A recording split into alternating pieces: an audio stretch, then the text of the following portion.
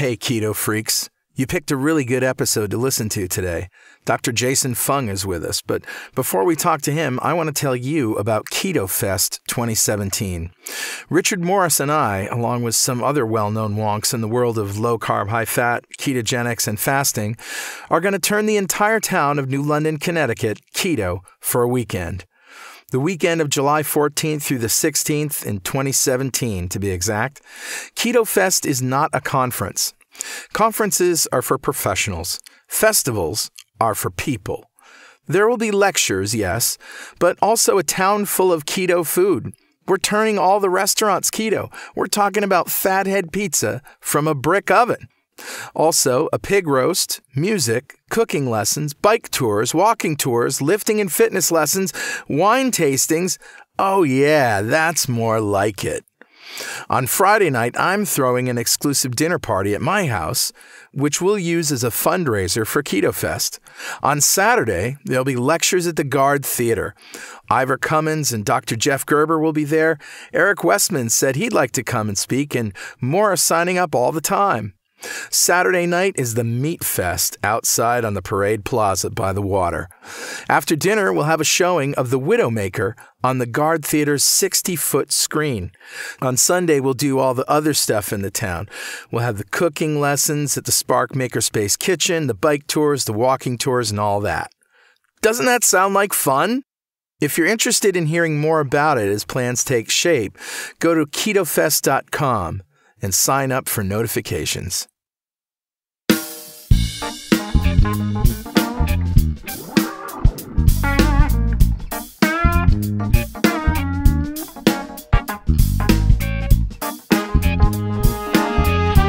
Welcome back to Two Keto Dudes. This is Carl Franklin from Connecticut in the United States.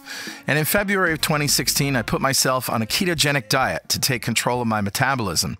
In just 2.5 months, I managed to reverse all my markers of type 2 diabetes with diet alone. As of now, I'm 70 pounds lighter with no signs of diabetes or heart disease. Hi, I'm Richard Morris in Canberra, Australia. I've been on a ketogenic diet for over 2 years. When I started, I was very sick with complications from type 2 diabetes. Within 6 months of starting a ketogenic diet, all of my biomarkers of disease had disappeared. I've also lost about 70 pounds and I've completely turned my health around. This show is a document of both my progress through ketosis and Richard's experience thriving for over 2 years in ketosis. And hopefully that might help a few people who are curious about this kind of dietary hacking. Yeah, we're not doctors. We don't want to give anyone any medical advice, but we are keen to share our own experiences. We're actually both software developers, so we're not afraid of a little technical detail, are we, Carl? Nah. We have done some research into our own deranged metabolisms and the science behind them, and we hope to share some of that research. Where possible, we intend to put links in the show notes to cite the research supporting any claims that we make. You'll probably work out pretty quickly that we're both foodies. So we also share some of the great food that we eat on this diet, and every episode, both of us share a recipe for an essential keto meal that we eat regularly. So, Richard, let's start episode number 26. Yep. The Obesity Code. The Obesity Code.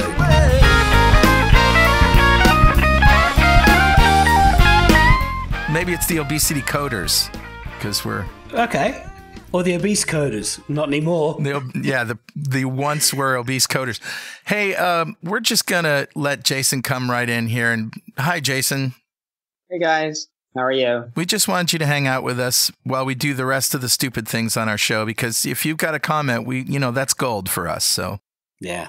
Well, congratulations on your progress. I mean, it's, great to hear these sort of stories, because as medical doctors, I see lots of these sorts of people, and unfortunately, they never gain control of their health the way you guys have. And this is the whole point of podcasts like this, is to help people understand that, yes, it is possible, and, to show them how to do it, right? And that's terrific what you guys are doing. And you must, in your practice, hear these same stories over and over and over again. Absolutely, and it's very gratifying to see, because what's interesting is that these sort of things where type 2 diabetes kind of goes in reverse is something that people are told is impossible, right? It's something that can't be done, and In fact, many doctors have given up trying to coach their patients how to lose weight because they try it and they see that they don't lose weight. Of course, they don't understand that the strategy that they're using, which is cutting calories, low-fat diets, is really a very difficult way to lose weight. So when people don't lose weight, they think that it's like an impossible task, right? Because their strategy, which is the one that's taught to them and everybody else, right? Count your calories, exercise some more. It really works very poorly. The failure rate is in excess of 99%. And that's kind of what the statistics show. But also our randomized control trials show the same thing. So when you try to make people lose weight with calorie cutting and low-fat diets and exercise, it actually doesn't work at all. So we've proven that over and over. And nobody needs to be convinced. Everybody's tried it. And it doesn't work for anybody, right? So none of us has been able to successfully do it. And yet that's the advice that we continue to give. And that doesn't make any sense. And that's why I wrote the Obesity Code, is really to go over some of the basics in terms of what causes weight loss, because nobody ever thinks about that very hard, right? When they think about what causes weight loss, they think, well, what causes weight gain? Well, it's calories, right? Well, that's the wrong answer, because if you think it's about calories, then you're going to cut your calories. And we've done that and it's failed. So it's not about the calories, right? It's something different. It's actually a hormonal change. One of the main hormones involved is insulin, and ketogenic diets, like you guys follow. One of the main things that is advantageous is that it reduces insulin quite a bit, right? Yeah. Well, we're going to talk some more about that. But Richard, do we have any corrections or apologies from last week? Yeah, we do have one. We mentioned that muscle weighs more than fat. And, well, that's not precisely correct. Yeah. Muscle's really more dense than fat. That is the correct way to say it. That is the correct way to say it. 1 litre of muscle weighs more than 1 litre of fat, so that's true. But it's equally true to say 1 pound of fat takes up more space than 1 pound of muscle. So if you aren't losing weight on the scale, grab a tape measure and see if you've lost inches around your belly, because that's fat loss and muscle gain. Yeah. Before we get back to the talk about insulin with Dr. Fung, how did you do this week? Yeah, I've actually had a really good week. I've had my quarterly doctor visit, and I get a blood draw 4 times a year, every 3 months, and I get the basics, HbA1c to work out where my glucose control is at, and then I get a lipid panel. And this time, for the second time ever, I got my fasting insulin. Now, you remember 3 months ago, well, I've been on the ketogenic diet for over 2 years, and 3 months ago, my fasting insulin was 20 milli-units per litre, which is quite high. I mean, that this is a high fasting insulin, and the analysis that the Path Lab put on my documentation was mild insulin resistance detected. The only thing I've changed in the 3 months was I've been doing extended fasting. Once a month, I fast for 3 days, 72 hours, and then I do endurance cycling. So I go out and cycle for about 100 kilometres. And I normally ride every week anyway, over 50 kilometres a week endurance cycling. But on those fasting days, I ride extra long. And that was the only thing that I changed in the 3 months. My fasting insulin has dropped to normal range. I'm now 13.7 insulin. And in fact, the Path Lab, when my doctor signed me up for my diagnostics, she obviously put in all of my details, in fact, including that I was a type 2 diabetic. Well, the Path Lab actually came back and said, this guy's not type 2 diabetic. They basically came normal insulin, no insulin resistance detected. Wow. So it was almost a passive-aggressive way of trying to tell my doctor she obviously had gotten the wrong diagnosis when she confirmed me as being type 2 diabetic. That's outstanding. Yeah, and plus my HDL went up and my triglycerides went down. I'm 2.1 trigs over HDL. So I'm so close to getting to that ideal range. So I posted this on Facebook, of course, and already there's been like 320 shares. So the thing's gone viral. So no, I've had a wonderful week. I've had a great week. How was your week? Oh, it was good. I have perfected the art of getting back on the horse. You fell off again. This was last week. I talked about it. I had started with some ham salad at a deli, And Jason, you probably hear this stuff all the time. You're trying to cut carbs to, for people like us with deranged metabolisms, try to cut carbs and then some sneaks in somehow and you get a little bit of hunger, keep it at bay all day. And then evening comes around and it sort of rears its ugly head and, oh, I'll just have one chicken wing. Oh no, these chicken wings are breaded. Oh no. So, the next thing you know, you're starving and shoving all sorts of food in your mouth and take on a lot of water weight. So anyway, I got right back on the horse. Yeah, and that's the key, right? And that's what happens to a lot of people, and that's why we set up our program the way we do, because there is that kind of long-term follow-up. Because the last thing you want is to kind of get off and then lose control of it. So then that's why we follow people actually fairly regularly, even after they've kind of lost the weight, because it kind of creeps up on you and then you can catch it quickly before it becomes a real problem to get back on. Right. So I noticed that I read your book, The Obesity Code. Richard has too. And we've read your web series on why people get fat and all of that. And in many, many parts, including fasting myths, which is always great fun to read. You're an amazing writer. And I went back and reread your fasting FAQ on the Diet Doctor website. And I noticed that a lot of your answers to the questions, and a lot of the questions are, help me, what do I do, right? A lot of your answers tend to be very common sense, very much, there's so many different ways to approach this and you try them all and do what works for you. It seems like maybe half of the answers were that, because people want to know, should I do this type of IF or extended fasting or?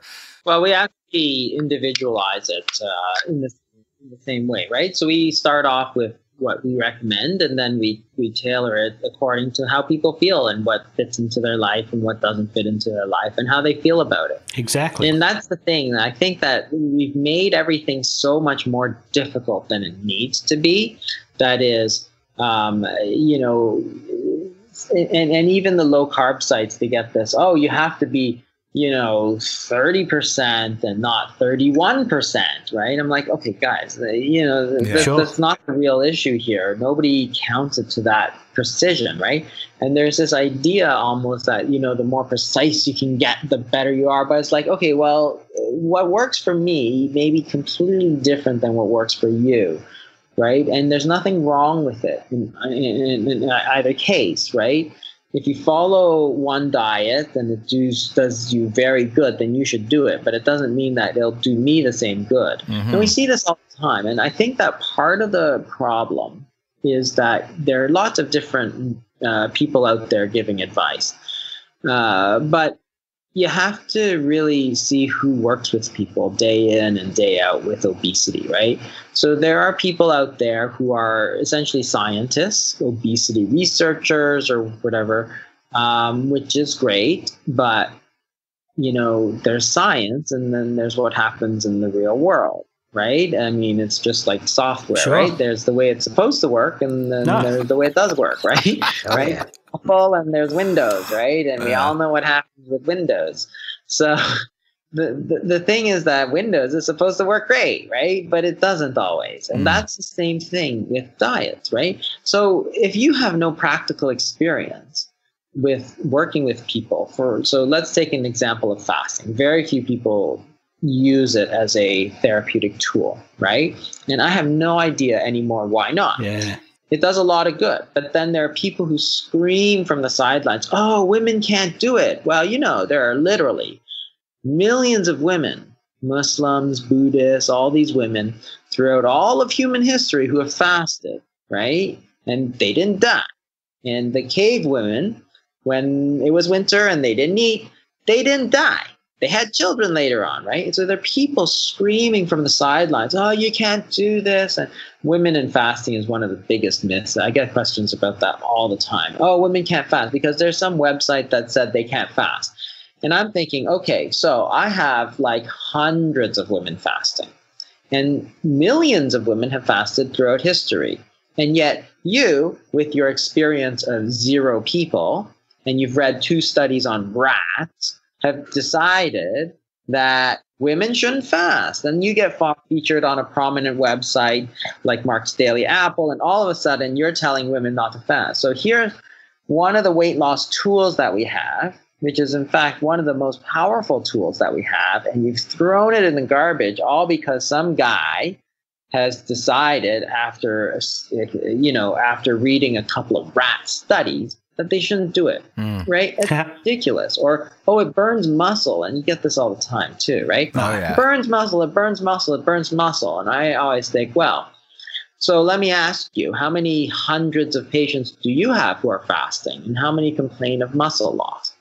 Well, I'll tell you, I have 1,000 patients who have fasted, and I have exactly 0 people who have complained of muscle loss. So if I had the first one tomorrow, which I don't know if I will, then that will be a prevalence of 1 in 1,000 or 0.01%, meaning 99.99% of people do this with no problem. Yes, I understand. If your body fat is very low, you will burn muscle, but that's not what I'm talking about, right? I never treat those patients with fasting. I treat people who have a BMI always over 25, usually over 30, right? So what I love about your book and your theories, and you're getting into it now, you say stuff like, why would you chop wood and store it all winter? And then when it's time to build a fire, you throw the sofa on the fire. Yeah.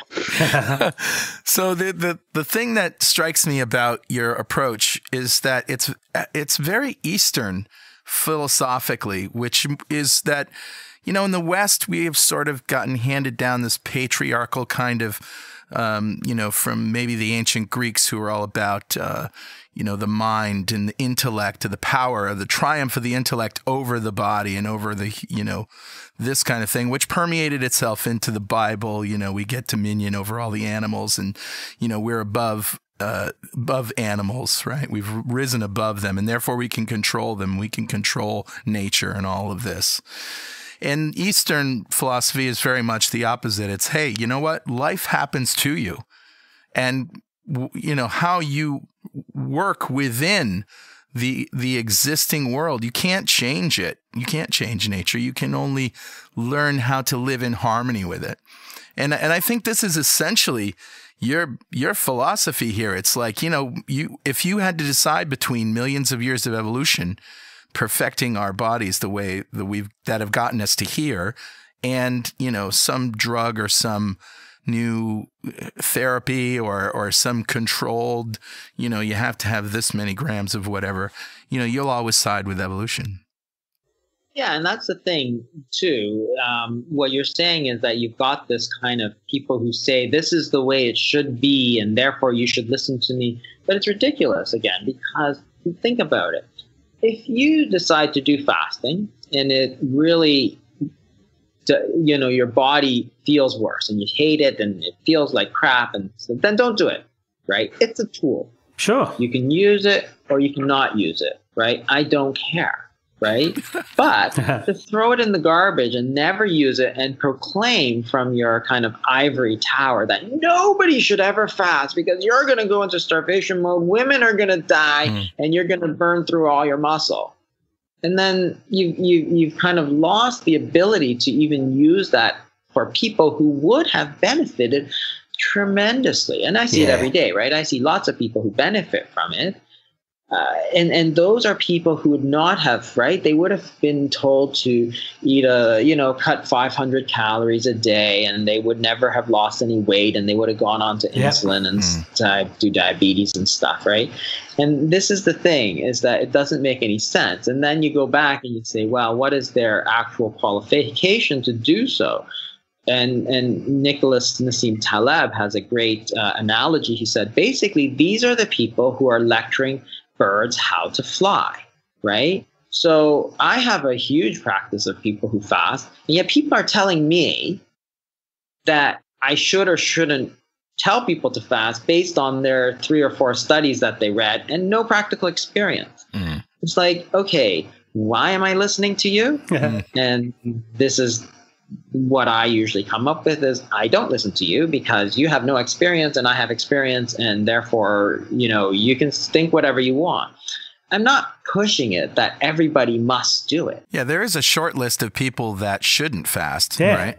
Absolutely. And people who do fast, who might benefit, but really find it too hard, you're never going to do it again, right? But what you have to understand is that it's an option for people, and lots of people find it very beneficial and much easier than actual dieting in a traditional sort of sense, right? And for those people, if it works better for them, then they should definitely use it. But if it doesn't work better for them, then they shouldn't use it, right? And, you know, why not? Why do we not let people do it, right?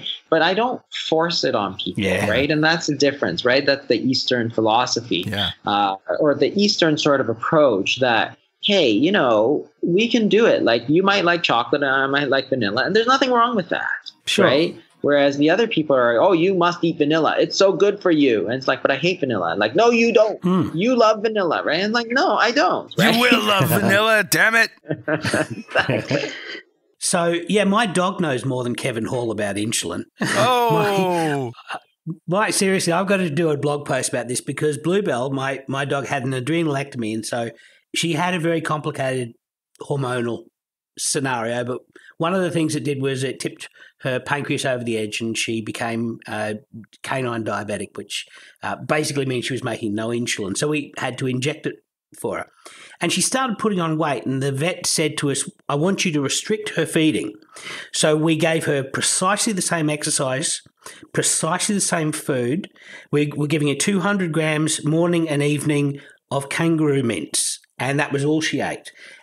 We were giving her 100 units per day of insulin, which is a lot for a small dog, and she was 33 kilograms in size.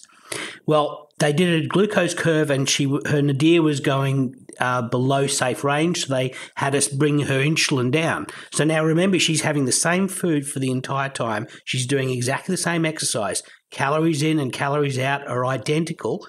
We're giving her 100 units of insulin. They asked us to drop her insulin. Eventually, we dropped it down to 30 units a day of insulin. Can you imagine what happened? She dropped 6 kilos of weight.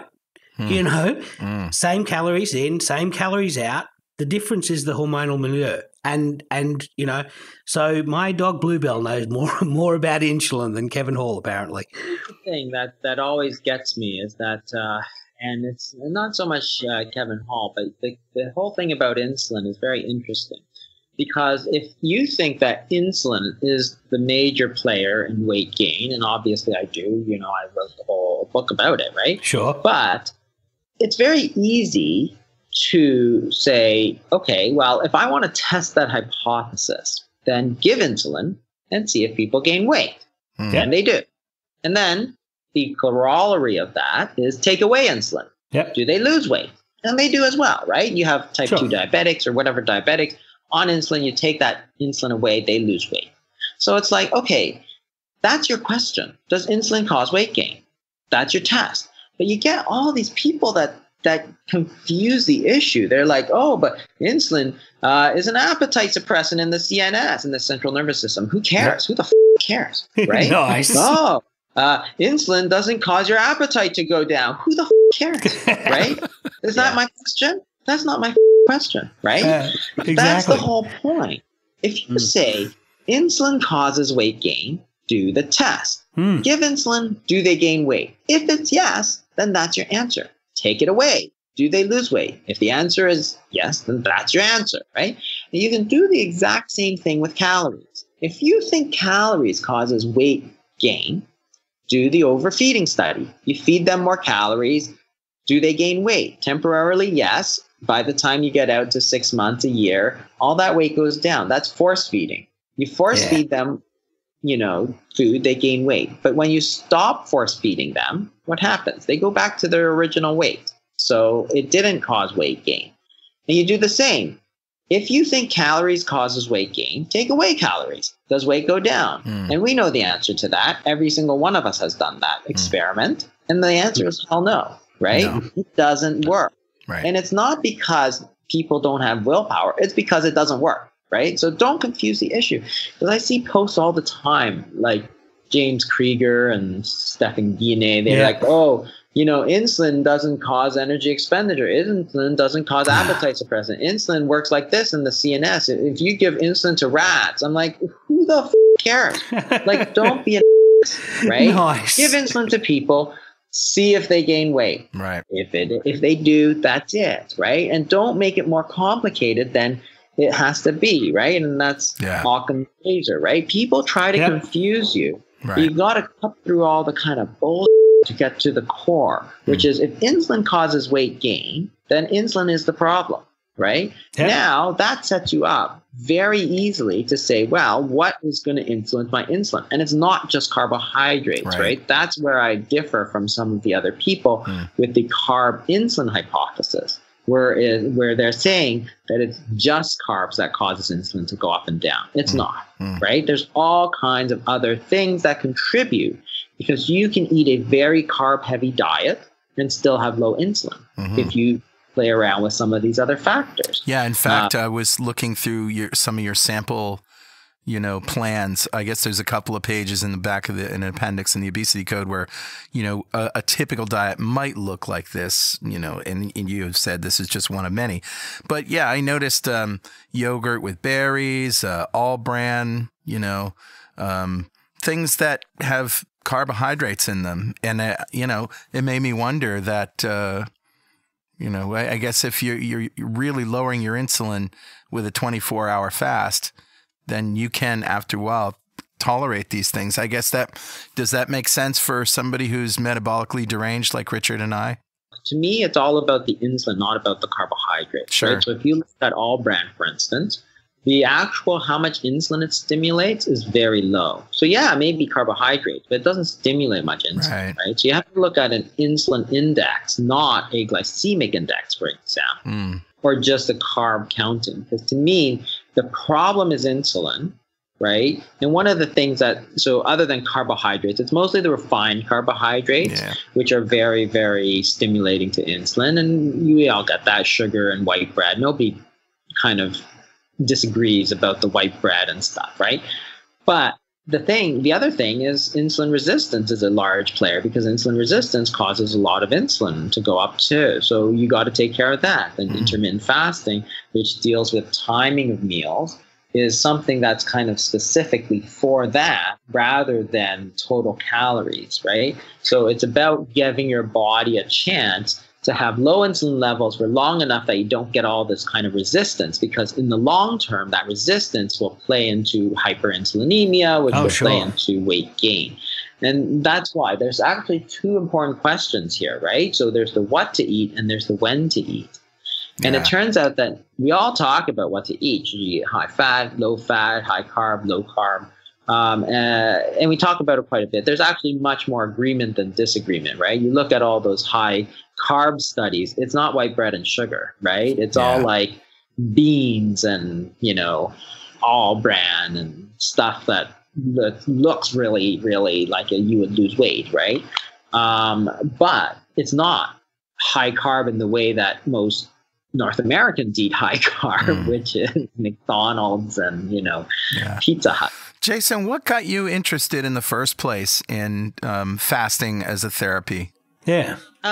Fasting is interesting in that I actually started treating patients with low-carb diets when I started. It was not successful. It was much too complicated for a lot of people. Really? And then I thought for a little bit, I thought the point is not to lower carbs. The point is to lower insulin, right? So what's easier for people to understand is fasting, because there's a traditional heritage there in terms of people understanding from a religious, spiritual standpoint, and also even from a health standpoint. But right? Your journey naturally led you to fasting? Was there a moment when the light bulb went off?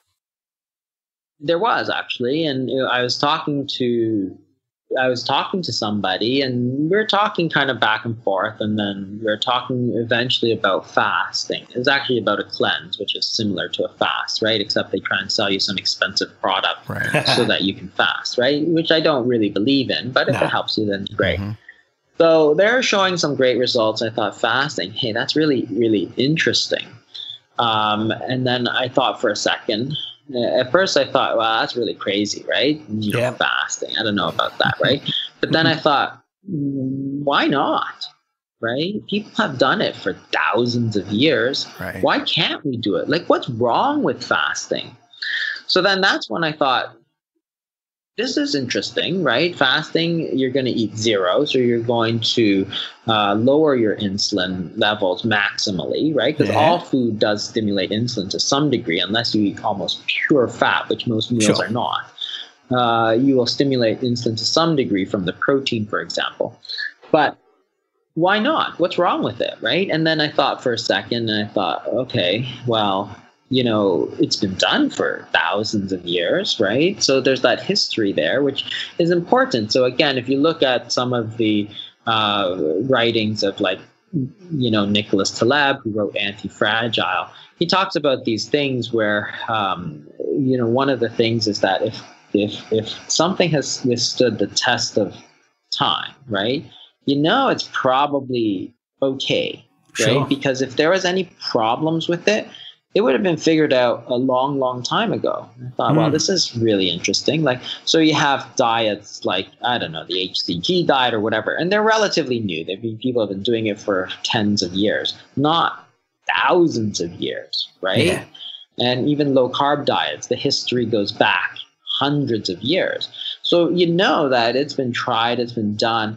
And this is not just the latest greatest fad diet, right? Like, you know, quinoa. It's like, oh, all of a sudden you can't live without quinoa, but you know that people never ate quinoa like ever, right? Before 2005 or something, right? It's like, oh, well, you know, or like, oh, you have to eat coconut oil. Well, you know, there's thousands of people, millions of people in the northern hemisphere who have lived for millions of years safely without coconut. Now, I love coconut, right? But that's my point. You don't have to eat it. Or avocados, right? Like, okay, if I live in Canada, we don't grow avocados here. And yet people were still healthy without that. So these things that are kind of the latest and greatest, yeah, there's their place. I love avocados. I love coconut.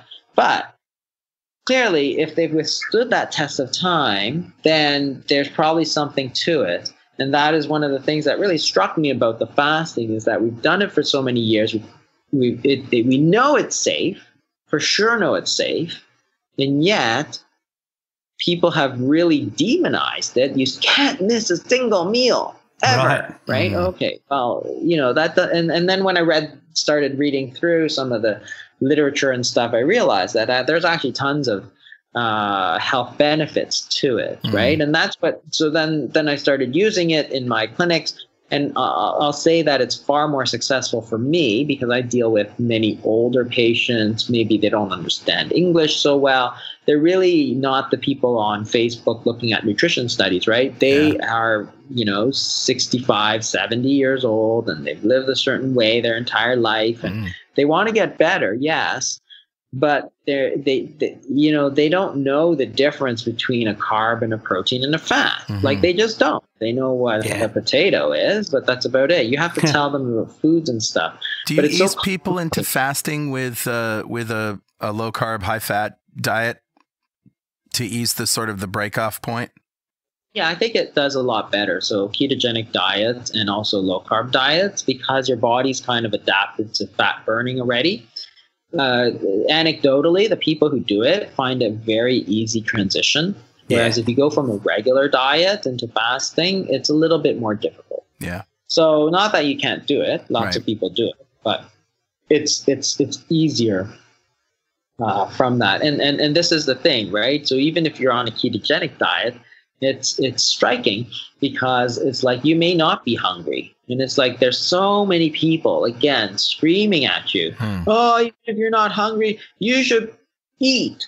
I'm like, that's not going to make you lose weight, right? If you're not hungry, you shouldn't be eating. That's your body telling you, don't put any food in your mouth, right? Yeah. And yet these experts all over the place, especially the universities, like they're just the worst, these university people. They really are clueless for the most part. Too much brain, not enough heart. Well, you know, they think they're right, but the problem is that they don't have any real world experience. So they keep insisting that you do it their way because they don't know that they're wrong. And it's interesting because I work in the community And I'll tell you that there's a number of other community doctors who do obesity medicine and so on. Every single one of them uses a low-carb diet. Why? Because it works. Like those people who use low-calorie diets, you're either out of business or you're so unsuccessful that you're going to do something else.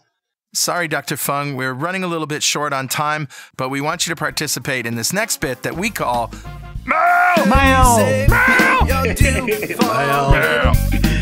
Well, Jason, I hope you don't mind answering a few questions. Is that okay?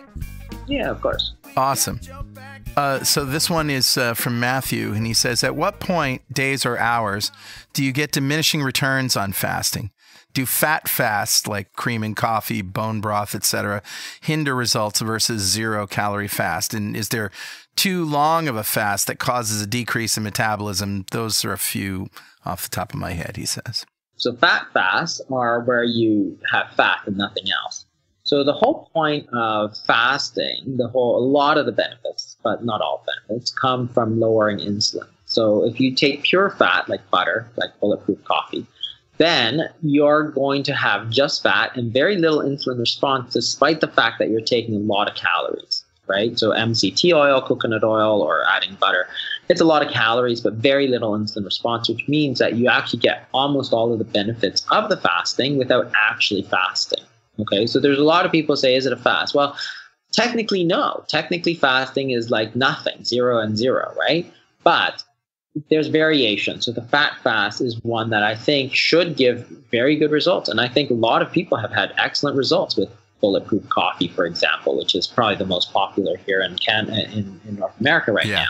You could use other things. We allow cream in coffee and so on. Bone broth is different. It's not fat. It has protein. So it does have some insulin response. And we use that for longer fasts, so more extended fasts. We sometimes use it also for the shorter ones, the alternate daily fast, but the reasoning is slightly different. So it is going to stimulate insulin. It does have some protein. For extended fast, it does two things. One, because of the protein, you have a lower risk of refeeding syndromes, which can be an issue if you're going very long. So I'm talking 7, 14 days sort of deal, which we do sometimes. And the second thing is it allows you to take enough salt, because on the longer fast, you may actually become quite salt depleted. Mostly not problem. Some people take salt and water, which sounds really gross, except until you're really salt depleted, then apparently it tastes wonderful. I do that, right? And it works great. Yeah. So you get headaches. People get headaches and cramps if you don't get enough salt. So you can have problems. But the bone broth does that. And so it has a lot of things, but no, it's not a true fast. But sure. We have enough experience to say that most people get the benefits without doing a true fast, and you should do it, right? It's a trade-off here. And I'm not a purist in that I say, you must drink water only for 14 days. If the fasting gives you most of the benefits but makes it 50% easier, that's a good trade-off, sure. Right? Because it's a trade-off for sure. And the fat is the same. If you want to take cream in your coffee, if you want to take bulletproof coffee, and it makes the fasting a lot easier and slightly less effective, it's a good trade-off, right? Yeah. And those are the kind of things you have to play with. Now, if you're not getting the results that you want, or you hate it, the bone broth, then don't do it. Go to a classic water-only fast or herbal tea or something like that, something with really 0 calories, right? Sure. So the variations, and you have to see which one you are. Everybody's different. So if you do it and it does terribly for you, you don't lose any weight and all this stuff, then don't do it. Do a classic one. Yeah. In diminishing returns, in terms of weight loss, they have done studies, and the rate of weight loss actually persists for quite some time until you get to a certain point in your body fat where it drops below a certain percentage. So that percentage is probably less than 10, but it's actually probably closer to like 7%, something like that. That's extremely low body fat, right? So most people average is somewhere around 25, 30%. If you're obese, it can creep up towards 50% actually. So it's a lot. There's a long way to go before you see those diminishing returns. Yeah, there's a limit to how much fat, how many calories you can pull out of a pound of fat, right? There's like 31 calories that you can pull out per day of a pound of fat. So the less fat you have, the less energy you've got access to. I'm not really sure. I'm not really sure I agree with that study. I mean, they're saying that there's a maximum fat flux, that is, it can only give you so much energy, therefore the rest has to come from protein. But that's not what you see when you study, and I don't know if that was a rat study or a human study, but that's not what you see clinically, right? So when you look at what happens to people as they fast for extended periods, you get almost all, so carbohydrate oxidation goes down very low. You get a bit of protein, but it doesn't spike up, right? You're not increasing the amount of protein you're burning. You're still burning protein, right? There's a normal turnover, but it doesn't go up to burn for energy. All that goes up is fat oxidation, which is great. So, the whole of this whole idea, there's a maximum amount, kind of flies in the face of logic, because there are people who fast for 90 days. So online, you can see these forums of people who decide to fast for 90 days, and you read the testimonials and stuff, and they're like, yeah, I feel terrific and stuff. And, they're clearly burning almost the same number of calories, right, for their basal metabolism that they were before. So this is what I mean, like, to take one study and to say, oh, well, you will only burn this amount, therefore the rest is coming from protein. It doesn't jive with the actual facts when you actually see it, right? It's like same people who say, oh, bumblebees shouldn't be able to fly. We've proved it with our physics, and there they are flying around. It's like, oh, yeah, you got to know who to trust. Well, do you trust the people who are doing it, or do you trust the people who aren't doing it, but they say you shouldn't do it, right? It's like, you can choose which one. We trust you, Jason. So we have a question from Brenda Zorn, and she does intermittent fasting. She has a 2-hour feeding window. So she fasts for 22 hours during most days, and then she feeds for 2 hours during the day. And her question is that her daily protein requirement is about 100 grams, and folks are always freaking out on her that she eats all of that in one meal and that it can kick her out of ketosis. She doesn't actually have a blood ketone meter, so she doesn't really know, but she doesn't seem to have a problem with high blood glucose, and she continues to lose the weight. So she's really asking, does Dr. Fung have a recommendation for maximum protein in one meal? I mean, can you eat all of the protein that your body appears to need for maintenance? Can you eat all of that in one 2-hour window? I think you can. I mean, if does it kick you out of ketosis? Possibly, but you don't have to be in ketosis to lose weight, right? I mean, you don't have to be in ketosis to do well. It's one way to do well, but it's not the only way. So if she's doing well and doing it this way, then do it, right? If you stop doing well, then you may have to rethink it. The whole idea about protein is, I think that we've gone to this idea that more protein is good. I'm not sure that's actually true. I think that you need a certain amount of protein, but the amount of protein actually necessary, I think, is actually quite low. And you can look at traditional societies who eat, 70% carbohydrates, like the Okinawans and stuff, 70% carbohydrates. The traditional Chinese, which was rice and vegetables and stuff. Very limited amount of animal protein, and animal protein is more bioavailable. So, they take some vegetable protein, but not a lot of protein. I think that the amount of protein that we eat, all of us in North America, is actually probably 3 or 4 times what we actually need. And is it good or is it bad? That's the whole question. I actually think it's bad. So Dr. Ron Rosedale had given a talk at the last low carb meeting at Vail, which was really very interesting. And he was saying, he comes to a low carb meeting and says he thinks the protein is as bad as the carbohydrates, right? It's like, that's an interesting way of thinking, although I agree with it, because that excess protein, of course, gets turned into glucose. You can't store protein as a storage form of energy, so it gets turned into glucose and then eventually into fat. So I think that, one, yes, you can take all that protein. Does it kick you out of ketosis? Possibly, but it matters very little. What matters in the end is getting the results that you want. So if you're losing weight and it is kicking you out of ketosis, why do I care, right? I don't really. The point is not to be in ketosis. The point is to lose weight and feel well, right? So you know that you're feeling well. You know that you're losing weight. Sure. So don't worry about it.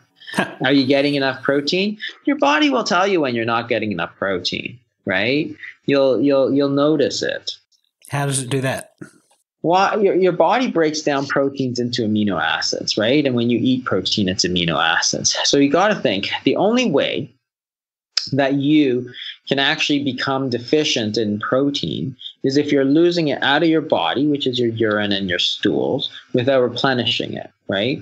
So when your amino acids go down, you are still going to break down protein, but almost all of that gets reclaimed through the urine and through the stools. Like, again, why would the body be so stupid as to break down these proteins into amino acids, excrete them, and then say, hey, I have no amino acids coming in, and then, kill yourself, right? It's like, hey, that doesn't make any sense. You'd never have survived that way, right? So your body will know. It'll start to reclaim all its protein, and people have survived on extremely low protein diets. I mean, look at all the Japanese prisoners of war and World War II kind of thing, right?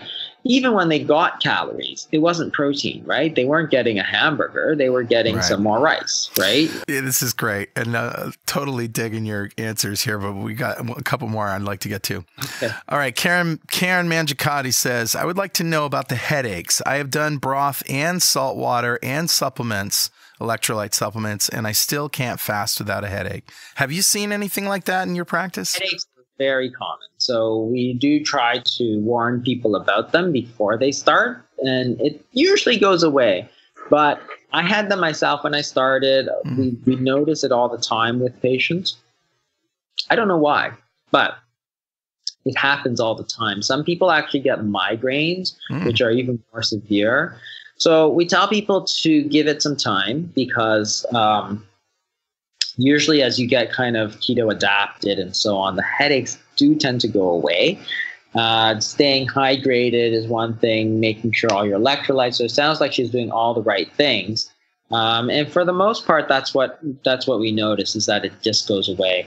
If it doesn't, then there's two choices.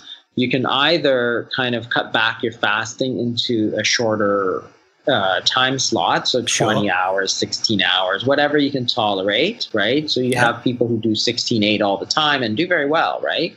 But the other option is to do an extended fast, which is really kind of, almost shock therapy. You force your body to make the adaptation to fasting. Yeah. You have the headache for a day or so, you take some Tylenol, and then usually after that it goes away. So what is the best period for an extended fast? I mean, I've heard that a lot of the benefits start to kick in at about 24 hours, but we tend to go for 3 hours. 3 days. What is the ideal time? I'll tell you, the worst extended fast is about 48 hours. And the reason is that much of the hunger peaks at day 2. So, and everybody says this, day 2 is the worst day. Day 3 is a bit better. Day 4 is better than that. Day 5 is better than that. By day 6, they say, oh, I can go on forever like this, right? And that's what the secret of the hunger strikes are, right? They do these 30-day fasts for hunger strikes, and the people go, how you can do it? Well, by day 5, they could go on indefinitely. Why? Because their body is now fully adapted. They're basically eating their own fat, right? And that's it. So their metabolism is normal. They feel normal. They function normally. And every day, breakfast, lunch, and dinner is your own fat, which is great. Does the body actually get nutrients, micronutrients from your body fat? Like, you need the micronutrients, and we generally have people take a general multivitamin on extended fast, right? So most of the nutrients, again, it's the same. If you're talking about, say, zinc, your body will start to reclaim it after a while. But you don't want to get into a situation where you're worried about vitamin deficiency. So we have people take a multivitamin. They're cheap. They're available everywhere, right? Sure. And it's easy. It's not hard on the stomach for the most part. Not to take the calcium. Sometimes that causes a problem, and the iron sometimes too. But the whole point of the extended fast is that if day 2 is your worst day, then if you do a 2-day fast, you're going to get the brunt of it without getting all the rest of the easy days, right? Yeah. So that doesn't make any sense so we often go 5 to 7, 14, 21 kind of thing, because we know that day 2 is bad.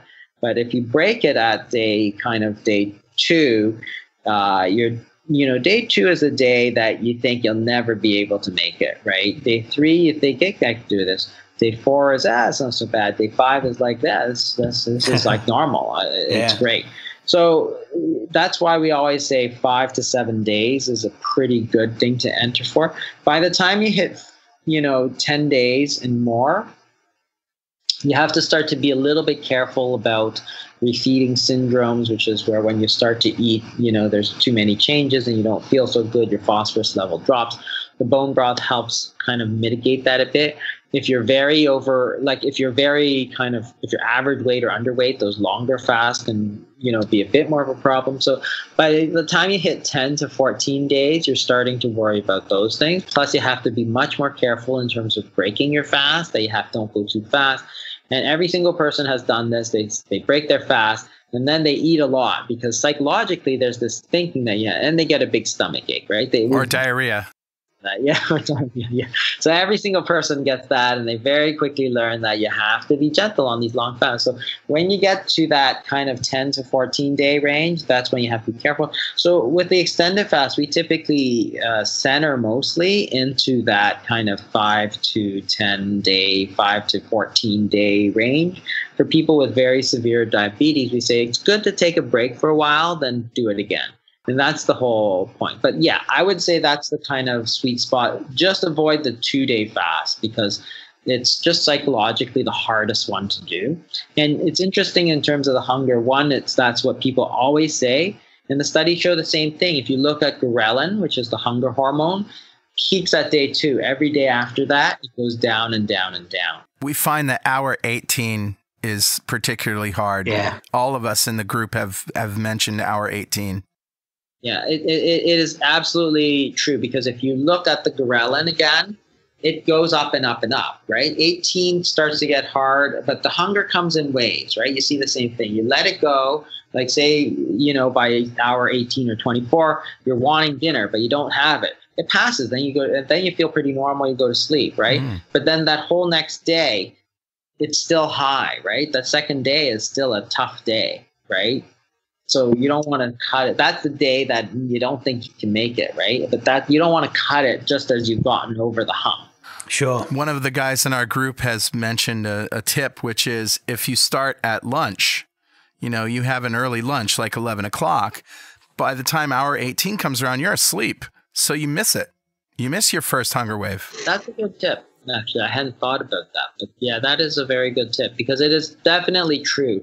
And you see this, and if it's if that works, then perfect. But the whole next day, day 2, is always still a very difficult one for everybody, and Well, Jason, thank you very much for joining us here. It's been an extreme pleasure for both of us. Oh, thank you very much. This was great. Thanks, Jason. Heard you say you're due for a little.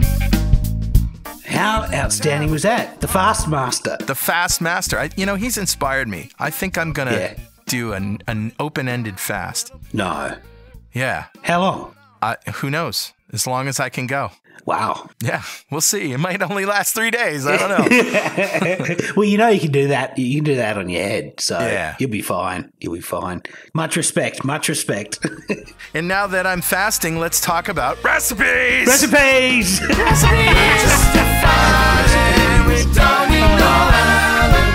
This is one of the problems with the Two Keto Dudes Facebook group is that people are fasting and then other people post all these great pictures of. I know, right? Makes them it's hungry. Outstanding. It's always half the group is fasting, the other half of the group is eating. Right. So we have this unwritten protocol, which is if you're going to post pictures of food, really good food, the first thing you do is say, warning, food porn, imminent, pictures are in the comments. I think I followed that rule once. I do apologize for everybody, but I blurt out something awesome I've just eaten. I do it all the time too. I'm going to try to be a better person though. Richard, what do you got? You remember I did a versatile tomato sauce, which I'd freeze into ice cube trays. Yeah. Julie's tomato sauce, low carb style. Yeah. Well, I've got a very simple recipe for taking that and turning it into barbecue sauce. Great. And I'd take a shoulder of lamb or beef or pork, and I'd slow cook it and pull it, and then store it in the freezer. So I'd have a little baggie, a freezer bag of pulled meat ready to go. Yeah. So this barbecue sauce, basically what I do is I throw that pulled meat into the microwave to defrost it, throw it into a pan with a little bit of oil, and add my barbecue sauce to it, and basically end up with an unctuous, pulled, slow-cooked barbecue meat in about 5 minutes. That for a meal. Plus, normally I'd have some fennel salad in the fridge. I'd make some of these meals in like 5 minutes, and they would feel like they'd been cooked for hours. And in fact, they had, but it was a lot of prep work. And if you listen back to the cooking show, you'll hear all our techniques for doing this. You need a vacuum sealer, and you need a freezer. But you can spend one day a month cooking and make all of this great food and chop it up into portions and put it in the freezer. And now you're 5 minutes away from a really, really healthy meal. And tasty. Yeah, definitely. So this 2-minute barbecue sauce, basically what I do is I take 2 of my my ice cubes of tomato sauce that I've pre-made. Mm-hmm. Now, I sometimes put those tomatoes in the smoker. If I've got a rack left over in my hot smoker, I'll put a muffin tray full of halves of Roma tomatoes, and I'll end up with smoked tomatoes to make my tomato puree. But you don't have to do that to make this barbecue sauce. Yeah, but it's really nice if you do. It is. So I basically get I get 2 cubes of my low-carb tomato sauce. I get a cube of brown chicken stock. Now, you know that I make the brown chicken stock and freeze it in the ice cube trays. Right. So, again, same kind of mechanism. And then I get a teaspoon of Worcestershire sauce. Love Worcestershire. Now, it has a little bit of carbs, not too many, but you're only having a very small amount. But it just gives you that barbecue smoky flavour. I also add in some Splenda. Now, I'll use maybe a teaspoon of the cooking Splenda or 3 or 4 tabs of Splenda. You have to sweeten it because the other thing we're going to add to it is apple cider vinegar, about a tablespoon of apple cider vinegar. And so you're basically getting the balance of the smoky flavour, the umami sort of flavours of the tomato, the sweet flavour that's produced by the Splenda, and then the sour flavour by the apple cider vinegar. Yeah. And if you happen to have drippings from any meat that you've made, you got to add that. Yeah, absolutely. Yeah. Fond on the bottom of the pan. But so you basically mix these up, and you're making a small batch. Maybe it's about a half a cup worth of sauce, and you throw that on 200 grams of pulled smoked meat that you've defrosted, and you end up with an unctuous, sweet, umami flavored, awesome piece of smoked meat. Isn't it funny how we crave savory stuff and not sweet stuff now? Yeah, absolutely. Yeah. I don't, even though I've just given you a sweet recipe. Yeah, but it's not all sweet though. It's complex. No, it's got the umami. It's got the savory aspect. Those savory protein flavors. Yeah.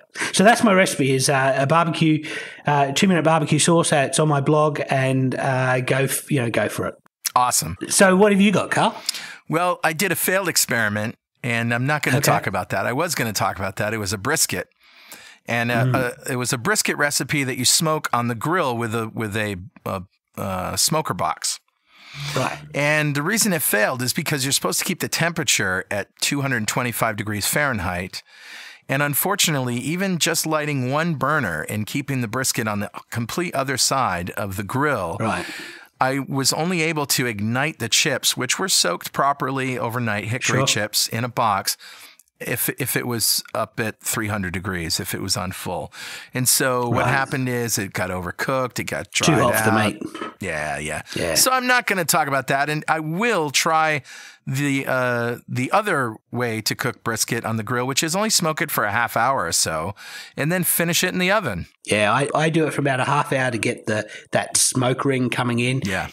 Really heavy smoke environment, and try to keep it as cool, the meat as cool as possible, so that it's not cooking in there and rendering fat. And then I put it in the oven and I can get a low temperature so that I can just get it to the right temp. So yeah. But the reason I brought it up is because, interestingly enough, I made a barbecue sauce with the drippings that are exactly your barbecue sauce, exactly the same ingredients. No way.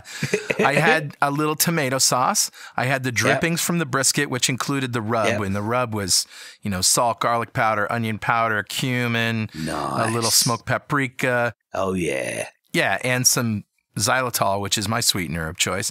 Sure. And some salt and pepper. And that went all over it. And then I took the drippings of that and basically did exactly what you said. You would have had to, because your meat was dry. So you would have had to have made a sauce to make it palatable. Yeah. I started by putting water in the bottom of the drip pan. About 2 cups of water, which sort of evaporated a little bit, but I got all the drippings in there, added the tomato sauce, added the apple cider vinegar, added even more of the xylitol, and then apple cider vinegar and liquid smoke. Or you can actually smoke your tomatoes, Yeah, that's even better. So I reduced that down to a really, really thick sauce, and that was wonderful. All right, here's my recipe, kids. Okay. This is good stuff. I told you about Cooks Illustrated. Yep. America's Test Kitchen, and Cooks Illustrated is one of their magazines. And Cook's Country is another one. They're not low carb, they're not keto, but they do have really good culinary suggestions. And sometimes the recipes are adaptable. Sure. In this case, it's the best beef stew. Ooh. Yeah. Okay. There's a secret to their best beef stew. Now, when we talk about umami, which is the Japanese word that means that you use unctuous, right? It's that savory flavor that gets you right in the back of the throat, that really rich, meaty flavor. So I think it's glutamate. That's the actual reaction that's actually happening. Yeah. Exactly. So the secret ingredient in Cook's Illustrated Beef Stew, which I borrowed from my recipe, is 3 ingredients: tomato paste, crushed garlic, and anchovies. Anchovies. Ooh, yeah. Yeah, that'll do it. What's great about anchovies is they have so much of that glutamate. Yeah. And yet, if you just chop them up real fine, you don't taste fish. No, it's like in a Caesar dressing. That's the thing that makes a Caesar dressing so tasty. Yeah. This was an amazing discovery. And so here's the recipe. You ready for this? And this is a purely keto, low-carb, high-fat recipe. So you take 3 tablespoons of olive oil. You're going to use 2 at first, and then you're going to save 1 to mix with xanthan gum later to thicken. You need a 4-pound beef chuck roast. Get it with all the fat on. Get it in one piece. Don't get it sliced up. You want to just go to your butcher and say, give me a 4-pound chuck roast. 4 ounces of salt pork. Salt pork is another one of those umami flavors, but rinse off the extra salt because you're really just interested. You're not in all the salt from the salt pork, but that flavor of salt pork. Okay. You're going to season it with 4 tablespoons or so of onion powder. You might use a little more if you need to. You can use onions if you like, but onion powder is more concentrated and there's less carbs. Yeah. So that's why I use it. I find it's a different flavor. It's a different flavor profile from onions. Onions are hotter, sharper, and I like that sort of like a mellow. It's almost like a roast onion flavor. Yeah, it's a roasted onion flavor. Exactly. That's why I like it. So you need also 2 cups of red wine, 2 cups of low salt chicken broth, or you can use the bone broth. If you're using bone broth, when you salt and pepper to taste, you're obviously going to add less salt, right? Yeah. A couple of bay leaves, 4 sprigs or more of fresh thyme, because thyme in beef stew is timeless, really. Delicious. And xanthan gum or guar gum or some other low-carb thickener. I've seen people use gelatin. Yeah. I use xanthan because it holds up to heat really well. Agar is another one if you really wanted to get solid, but or you use guar gum, I think, for more cold. And gelatin for things that you want to set in cold. So So xanthan gum is what I use, and you can find it online too. It's no big deal. So here's what you do. On a stovetop, you get a big, 2-gallon saucepan, some sort of big pot, right? You can use the Dutch oven if you like. Yeah. And put 2 tablespoons of olive oil in the bottom and cut up your chuck roast into cubes. Sure. And this is going to take you a while. If you don't worry about trimming the fat, just make, bite-sized cubes out of this thing. Take half of it and put it in the oil because only half will sort of coat the bottom at one time.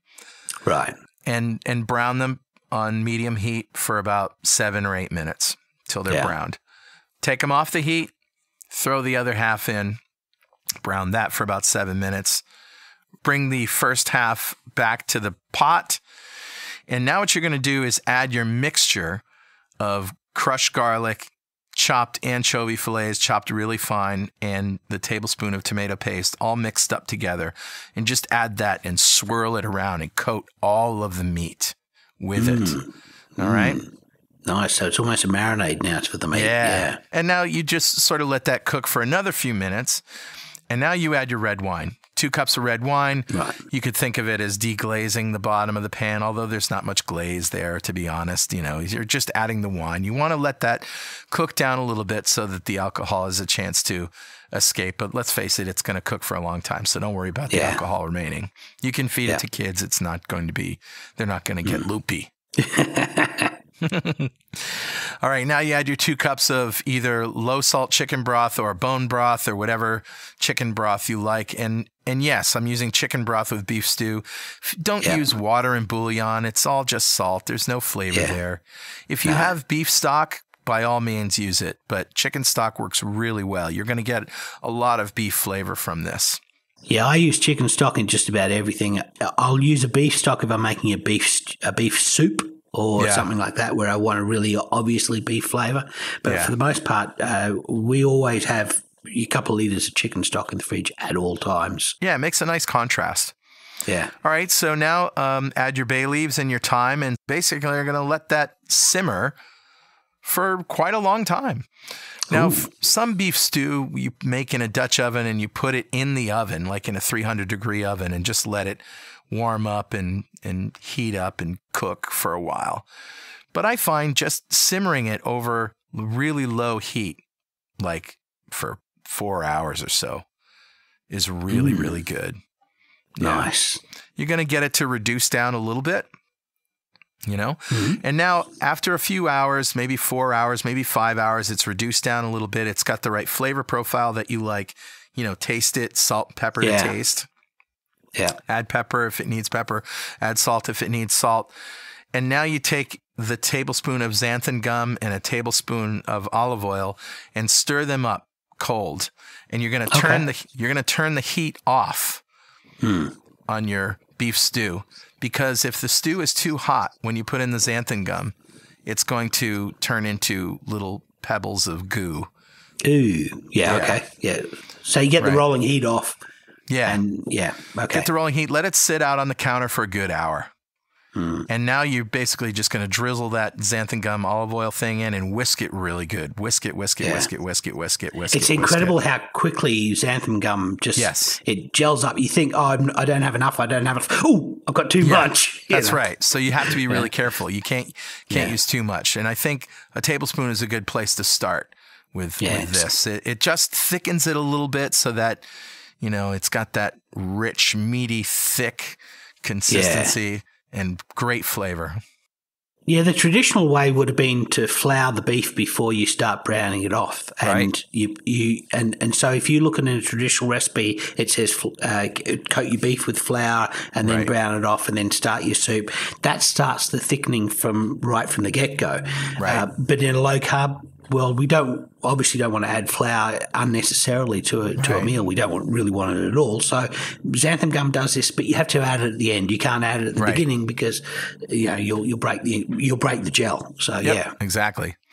So this is my go-to recipe for beef stew. I've fed it to my family for 6 years or so, and they never complained that it didn't have flour in it. Right. They love it. Yeah, that's a good recipe. That sounds almost like that combination of anchovies and garlic and tomatoes sounds almost like there's an old Roman recipe for making a sauce called garum, which is a sauce they added to everything. And they used rotten sardines and tomatoes and to make this sauce of theirs. So, yeah, that's fascinating. Yeah. I can imagine there's a real umami flavor to it. Yeah, there was a urban legend that the Phoenicians, I think, had a rotten fish sauce that they used like ketchup. But right. It had a different name to it. But, well. That sounds outstanding. That sounds like a really delicious stew. So that's a show. We'd like to thank Dr. Jason Fung for coming on, and definitely we should hear from him again. Yeah, thanks, Jason. Of course, if you have anything that you want to tell us, something we said wrong, something you don't agree with, or some more research that you found to support or refute anything we've said, send it by email to dudes@twoketodudes.com, or post it on our website, or come and hang out on the Facebook forum and tell us off. Right. And you can get to the Facebook forum at fb.2keto.com. Hey, a couple more links here. You can get to all our recipes by going to recipes.2keto.com. And if you're looking for a quick, concise list of research supporting the ketogenic diet, links.2keto.com.